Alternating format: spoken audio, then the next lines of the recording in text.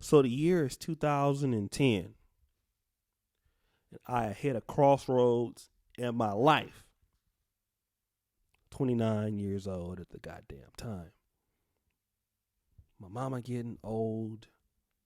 I'm in a job that's paying me a pretty good amount of money, but I don't see no real future advancement. And I got a girlfriend who is at the time about like 25, and she's wanting to get married and she's wanting to do some other things and stuff like that. And I know that I gotta get my life together to do more than just what I'm doing. I get an advertisement from the UC Berkeley Post Health Sciences program. Now I'm gonna tell you why that's important. I graduated 2007 in biology, but I failed to get into pharmacy school after getting 2 interviews. So when I looked at my application and I was asked why I didn't get in, they said, well, listen, you started off pretty weak in some of the science courses, but you ended up a little better. But we feel that you need to go and do some more coursework before getting you into a strenuous program like postgraduate school. So if you go and complete certain things and show that you can do the work, then when you come back and do an interview, if we grant it, we'll let you into the institution. So I kind of figured that was going to be the same case for medical school. So I got into UC Berkeley Post Health Sciences. Shout out to Dr. Patrick Brown and that staff. They did an excellent job of letting me in. And now I am where I am today. Now I want to stop there. At this time, me and my girlfriend are having an excellent relationship. I'm working a lot. She's working a lot. But at the same time, we both live in Sacramento. Now, here's the thing. Berkeley, or the program which operates on the Berkeley campus, or in San Francisco or Oakland, those are the places that you can go to take these classes. I have to travel 90 miles. And at the same time, the dilemma is I'm still working full time at my job. So I'm off on Tuesdays and Thursdays. And if I want to go down to Berkeley, Monday nights, I can do that, be there by Tuesday. And then I can go back Wednesday night and be there by Thursday. Okay? So I'm spending the night in the Bay Area twice a week. I'm living back at my mom's house the other nights a week. Plus I'm working and I got to study and I'm going to class. Now, let me kind of also mention this so that all you guys understand where I'm at. Prior to this, happened to be on Facebook, fucking around, being thirsty, met this beautiful chick. I'm going to just call her Nisha. She lived in Concord, California. Most beautiful, exceptionally looking, craziest chick I ever seen in my life. She was 21 at the time. How old was I? I was 29. While I'm out there, we had been talking, whatever, messaging. It wasn't nothing really serious or whatever like that. Happened to be out there one day during a class. I was telling her, like, she was sharing my statuses. I was laughing at her statuses. I'm like, yeah, I'm at, UC Berkeley postback because I'm out here or whatever. And she's like, well, we should meet up. So I met up with her. And we kicked it all night long. Didn't have sex, but the girl was beautiful. She was just thick, booty, breasts, everything. I'm just, whatever. My girl called me, beeping me. My mama called me, beeping me. I'm just ain't listening to none of them, right? Second time I go out there next week, we meet up, end up going to the bar or something like that. Go to the hotel. You know your boy, man. I was looking on them ankles and rubbing on them shoulder blades and all of that. Now me and my girlfriend, I done found somebody a little bit excited. My girlfriend's just a boring bitch. You know what I mean? I'm being a little bit more short with her. When I see you, man. But why the fuck you calling me when I'm out here in the Bay Area? So she kind of knew something was going on. So me and the girl, we kicking it. I end up turning 30 out there. I think me and my girlfriend actually ended up breaking up or something like that. I turned 30 out there. This girl came through, man, on my 30th birthday with some fishnets on. Still to this day, I've never had a woman put them damn fishnets on. I'm still thirsty for them fishnets. So, I had to rub on them elbows from the back again. Now, prior to us meeting, when we first met, she was looking through my textbooks. She was looking at, she came onto the UC Berkeley campus with me and everything like that. Man, she was really impressed. Like, Because she was telling me, like, you're 29, you're going to Berkeley. Like, why you want to fuck with somebody like me? Like, I don't have nothing I can offer you. I don't have nothing I can do for you. And at the time, I thought I had an advantage because she was looking up to me, man. I'm like, oh, man, I got me a little young chick and everything like that now. I can school her. She just going to be on me. But the more I hung around her, the more I started falling in love with her and all that shit. I was losing my edge, man. So I was kind of going from up here, from immortal down to mortal, then almost like down to like a nigga she don't want to fucking talk to. And the end started becoming a little bit near because we had spent the night together and had all kind of sex and everything like that. And I went to the Rite Aid, and before I was going back to Sacramento, I wanted to give her like $50, you know what I mean? And it wasn't that I was like trying to treat her like a hoe, but I just wanted to look out for her. Like, yeah, go do something, whatever. She didn't want to take it. Nah, I don't need your money, nigga. And like me, like, I'm taking it as disrespect because, like, I really care about you. You know what I mean? Like, I really want to look out for you. I know it ain't much, but come on, man. Like, something you can do with this money. I ain't taking it. So my little feelings is hurt, because I really love, I'm trying. So I drop her off at the house, whatever. She's trying to, wait for me to give her a hug and a kiss. I just drive off. Mad as hell going back towards Sacramento.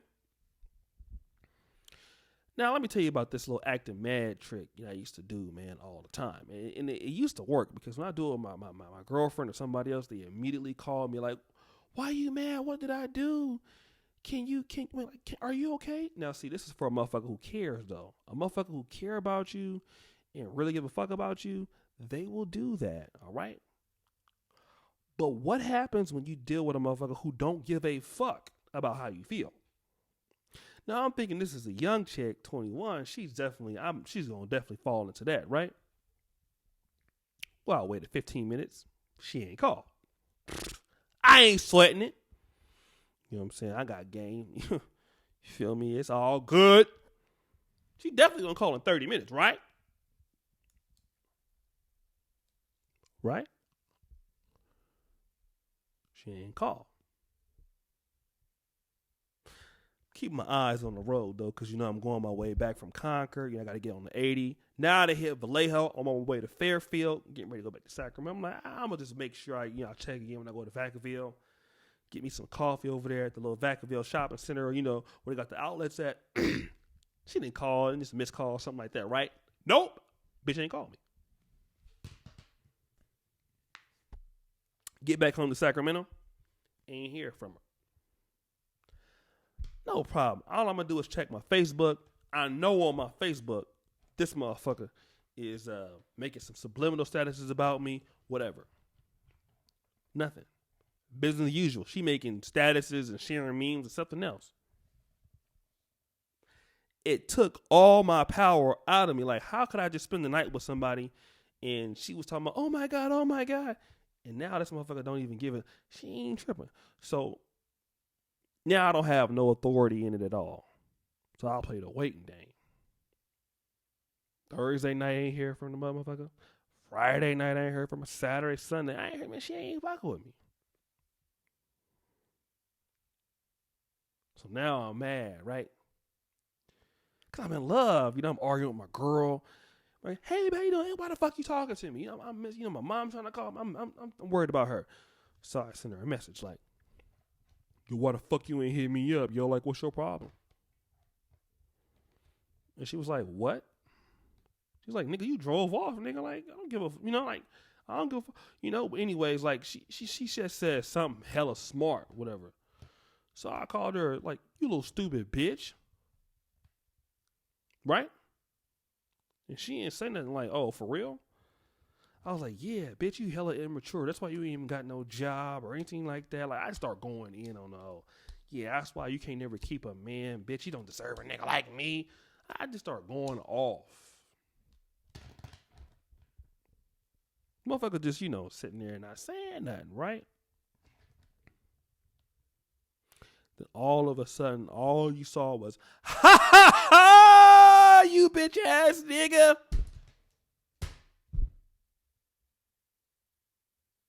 So I'm like,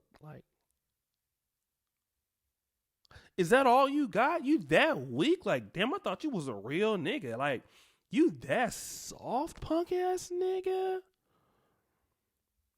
Is that all you got? It's like giving a motherfucker your best punch, man. And they laugh at it. Which enrages me even more. Well, fuck you then, bitch, you know? That's why your mama was on crack and it just, like, you really in your feelings because I ain't called you? Like, man, you need to go back to your girlfriend because you know I had a girlfriend too, right? Like, you need to go, I mean, you know, you need to go back to your girlfriend. Well, that's why I fucked you. I was going in. She didn't even block. She's like, you know what? I should block you, but you such a bitch. I'm not even going to block you. Because I think you're funny. Like, you're so fucking pathetic. Like, all of that education, all of that shit you have, and I'm not even your age. And look how mentally weak you are. Just coming from a 21-year-old girl, man, right? So I'm livid. Next morning, I get up. Man, I go over to my girl house and shit. I fucked her brains out. I'm thinking about the other girl, though. My girl does some joint. I'm just, you know, because I'm trying to get my mind off of her. So I sent her a message and shit, you know, called a voicemail. She ain't pick up, obviously. This is Nisha. I'll leave messages after the beep. Beep. Hey, bitch. This is motherfucking Oshay. You dusty hoe. You know what I mean? You don't answer my motherfucking calls, bitch. You know what I'm saying? She answered the phone. And called me back. Like a dumbass, I called back 2 hours later. Boop. This is Nisha. Leave a message to the beep. I ain't here. Hey, bitch, I know you see me calling. You know I'm on the phone, motherfucker. What the fuck you know? I'm just going off. Like, call like motherfucking 8 or 9 times. This motherfucker not fucking with me. 2 or 3 days later, she ain't call me back. I call her again. Beep. This is Nisha. I'm not here. Leave a message to the beep.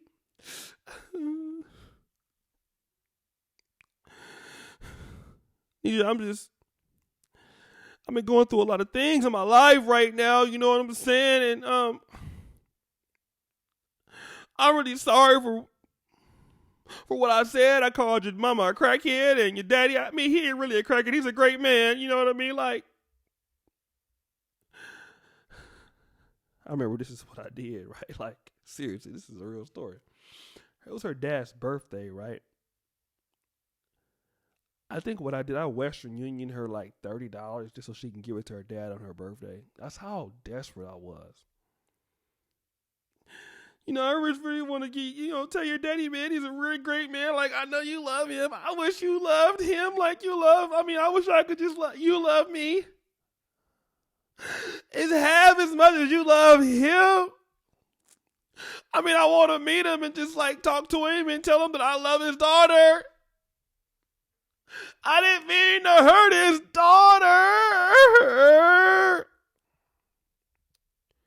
At this point, this motherfucker don't have no respect for me. I'm never gonna fuck this. She finally just like ended up telling me, like, listen, I'm not mad at you, but like me and you can just be friends. Like, I don't think we need to date ever. Please give me another chance. Give me another chance. No. At that point, even though I make mistakes here and there, brothers, but it was at that point, like, I really realized that cussing women out, the shit don't work.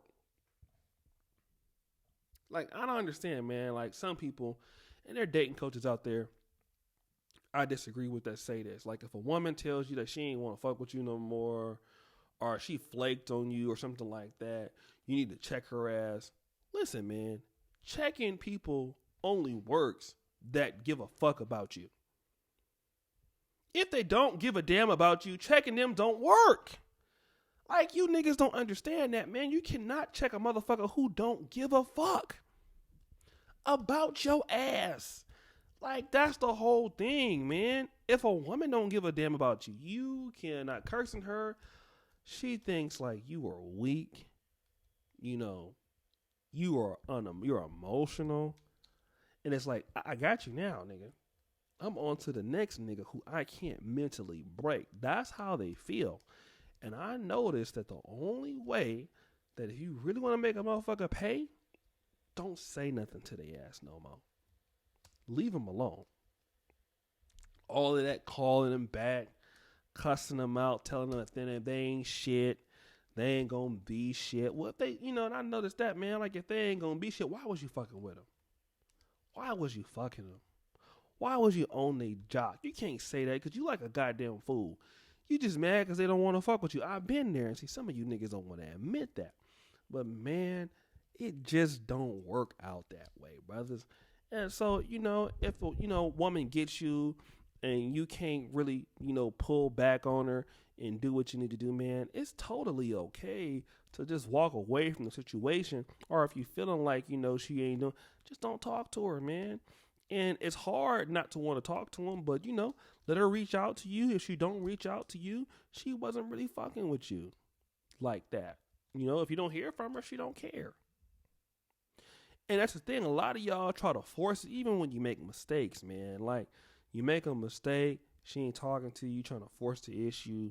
They'll cut you off or go silent. You trying to force the issue. She's not going to talk to you until she get ready. And you doing all that extra shit is not going to help. You know what I mean? If they're not fucking with you at that time, then you take your power back by just letting her do whatever she's going to do for you at the time she get ready. So all that calling names, she ain't shit, she ain't about shit. She just laughs at that with her friends. Or she screenshots it and shows how mad you are, tags you on Facebook or whatever. And she just really feel like you a bitch. That's really what it is, man. So, your feelings is hurt and all that. Take it in stride. It's okay sometimes to even let them know, man. I mean, listen, what you did, you kind of, hurt my feelings a little bit, but it's all good, have a good day and leave it at that. But anyways, players, you know what I'm saying? I want to thank you guys for, being on your boys' channel and all of that. I really appreciate you. Subscribe, hit the bell. For those of y'all that want to get on the Patreon, man, support the Black Male Movement. Patreon.com/Negro Manosphere. I really appreciate all the support that we've been getting, man. $5 a month. That's all it takes. Make sure you watch the new episode of the Thirst Box, episode 22. It's right there in the description, the first comment. And as you know, the buffoonery remains at an all-time high. I'm out.